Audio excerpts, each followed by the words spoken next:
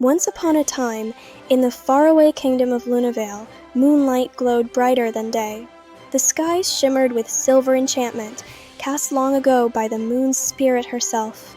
At night, thousands of fireflies danced in the air, and crystal blue waterfalls filled the world with soft, melodic whispers. In this magical land lived a gentle, timid girl named Elira. One cool night, as violet clouds drifted across the glowing moons, Elira heard a strange fluttering outside her window. Curious, she stepped outside. There, lying weakly among the fallen leaves, was a magnificent silver-feathered bird glowing like starlight. Its wing was tangled in thorny vines. Elira whispered, "Don't worry. I'll help you." She gently freed the bird, and as it rose, a shimmering silver feather drifted into her hands. From the feather came a soft whisper, "Elira, find me before the Shadow Queen rises." Frightened, Elira rushed to her grandmother. When her grandmother saw the feather, her face turned pale. "Child, this is the Lunevale Moonbird. Its feather holds ancient magic. If the Shadow Queen returns, darkness will consume our kingdom." Elira trembled. What should I do? Her grandmother squeezed her hand. "You must follow the light of the feather. It will lead you where destiny awaits." The next morning, Elira set off, holding the glowing feather. It floated gently forward like a living compass, guiding her deep into the whispering woods. Soon, she reached the River of Mirrors, a place feared by travelers. The river didn't show reflections, it showed fears.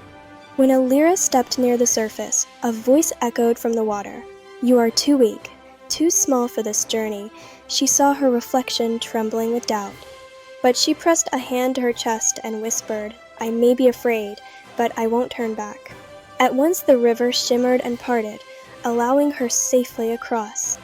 As the sun began to set, the feather led her to the ruins of the Castle of Forgotten Stars. Its walls were cracked and old, yet glowing gently with celestial symbols. Inside, she faced 3 magical trials designed by the ancient moon spirits. First came the trial of the heart. A massive stone statue awakened and asked, "What do you fear most?"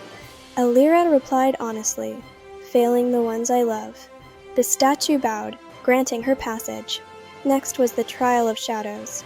Dark mist swirled around her, taking the form of creatures whispering lies and doubts. Elira lifted the silver feather, and its glow burned the shadows away. Finally came the trial of truth. A tall mirror reflected a future where she stood broken and defeated. Elira touched the mirror gently and said, "My strength is not perfection. It is choosing to try." The mirror shattered, revealing a staircase leading upward. At the top of the stairs, Elira found the moonbird trapped in magical chains made of black crystal thorns. Before she could free it, a cold laugh echoed through the chamber. From the darkness stepped the Shadow Queen Deverra, her cloak swirling like living mist, her violet eyes burning with malice. "So, the little girl wishes to be a hero," the queen hissed. Elira stood trembling, but raised her feather. "Let the moonbird go." Deverra smirked. "This kingdom belongs to shadows now. Light cannot save you." With a crack of thunder, the queen hurled black magic toward her. The winds roared through the castle halls as shadows spiraled around Elira. She closed her eyes tightly and whispered, "Moonbird, lend me your strength." The feather burst into radiant white flame, filling the hall with moonlight. The castle shook as the Shadow Queen screamed, shrinking back. The light grew brighter, pure, cleansing, unstoppable. When it finally dimmed, the queen was gone, scattered into harmless dust. The moonbird's chain shattered. It spread its wings and bowed deeply before Elira. "Brave child, you have saved Lunevale. You have shown that courage is born not from strength, but from the heart." It rose into the air, releasing waves of moonlight that restored forests, healed rivers, and chased away every last shadow. When Elira returned home, the entire kingdom welcomed her with joy and pride. Children followed her, enchanted by the soft glow of the magical feather she still carried.